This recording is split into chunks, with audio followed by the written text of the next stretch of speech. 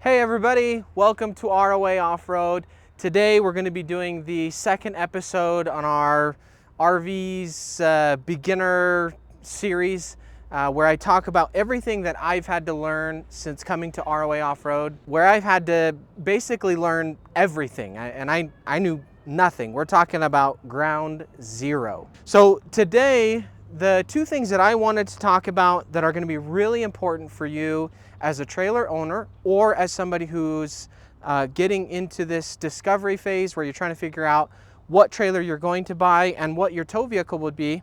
So the two things I want to talk about today are towing capacity and your payload. Two things I had no idea really much about them and what significance they have.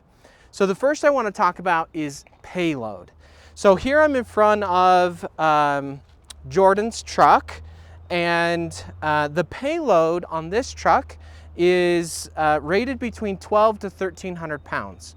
Now what is payload? Payload on a vehicle is going to be the total weight that this vehicle can have inside of the trailer and in the trunk and also on a hitch.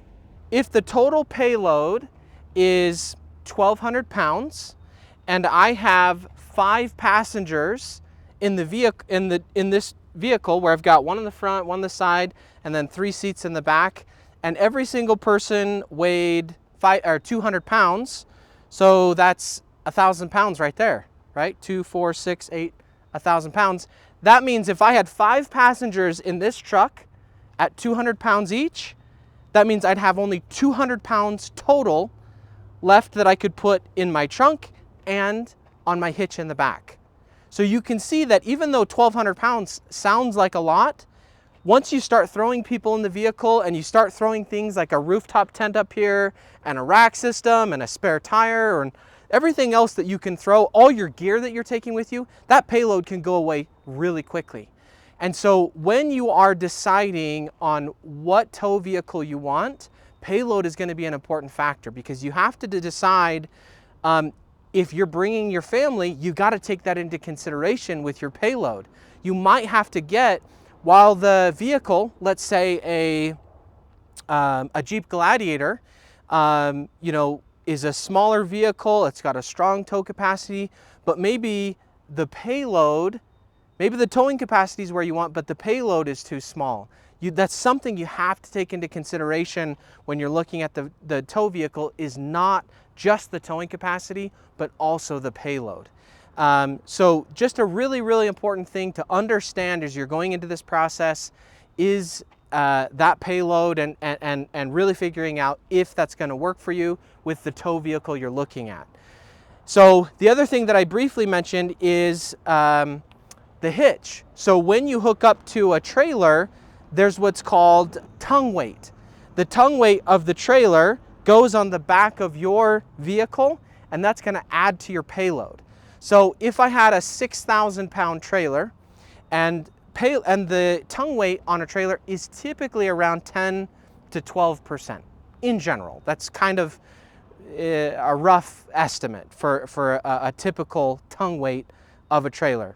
And I guess that's a buzzer word too. We got to talk about tongue weight as well. So I guess I'll just throw that in there. So the tongue weight on the front of a trailer is the weight that will be putting on your tow vehicle. That dead weight, when you take the trailer off of the tongue jack and it's sitting on the vehicle, that's its tongue weight. And so that is going to have to be included in your calculations when you're trying to figure out if your payload will work. Like I said, the last thing you're going to do is you're going to figure out, between the gear that you have, all the people you have in your truck, and then once you have the trailer hooked up, what your total weight is going to be, that's going to be your payload. Now, the second thing that I want to talk about is towing capacity, okay? Now, this is a big one. Now, this is something I'm excited to talk about because the honest truth is when I heard about towing capacity, I heard, hey, I bought a truck that has 13,000 pounds of towing capacity, and immediately I thought that means I can tow 13,000 pounds. never would I ever tow 13,000 pounds with my truck, even though the towing capacity says 13,000 pounds. I'm actually not sure what kind of things happen to where they say 13,000, even though I'd never actually do 13,000. I don't know anyway, but the fact is you're almost never gonna want to pull to the maximum of your towing capacity. You're just not gonna wanna do that.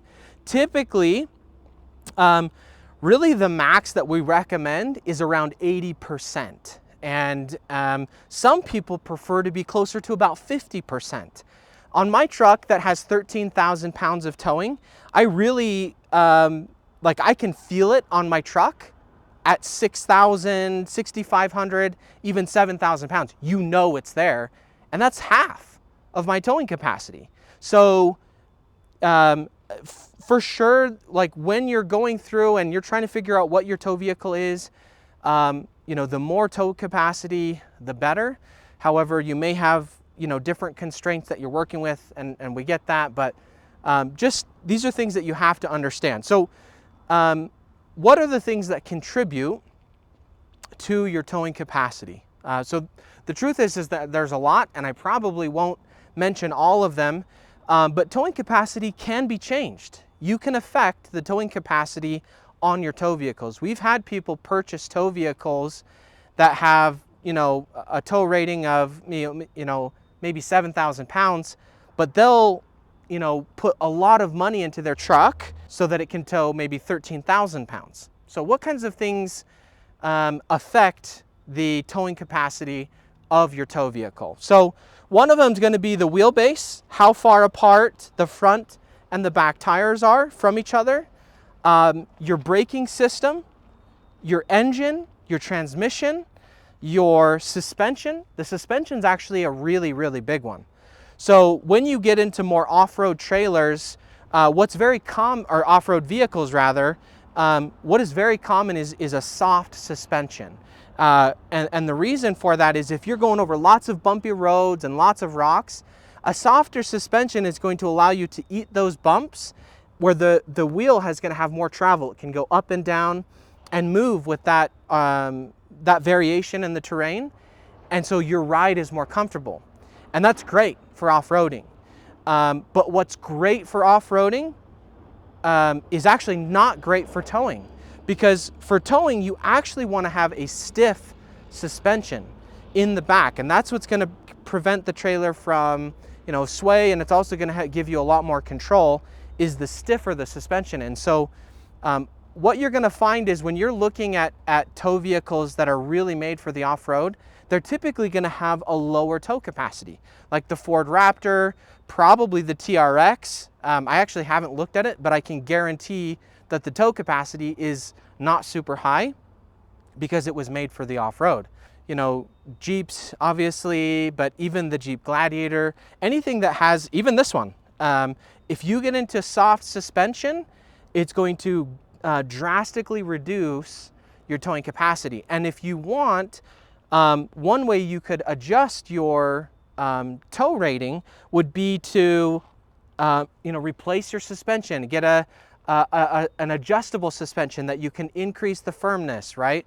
So there's a lot of things that you can do. People will do airbags and, stuff like that. But there's things that you can do to a tow vehicle to increase your towing capacity. It's just that sometimes it's not economical, that what it's going to cost you, you'd be better off just buying something that has that kind of tow capacity. So for today, I think those are two things you're really going to need to consider as you're getting into the RV market, trying to figure out what to do, what truck to buy, and you're looking at trailers. Those are things that you have to be aware of as you're getting into this world of towing. So if you're lucky, ROA Studios might throw in a video of Jordan crying when he bent his truck because we actually exceeded the payload. We put a bunch of people in the vehicle and we had a trailer that was too heavy, bent the truck. So we've done it, it sucks, and we're just trying to help you on your way to off-road trailer ownership. We're so glad that you joined us today. Please comment if you have any questions for us. And don't forget to like and subscribe. We hope to see you guys on the trails. Thanks for joining today.